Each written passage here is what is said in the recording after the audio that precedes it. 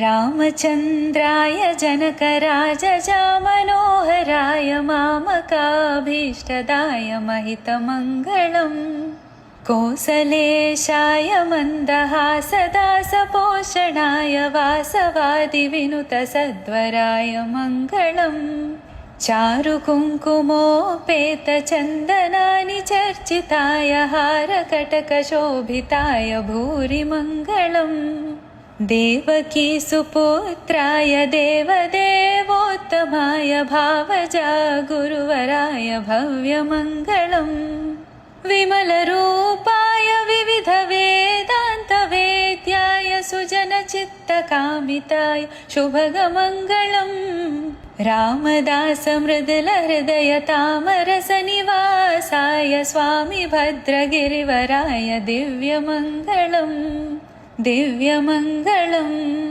दिव्यमङ्गलम्।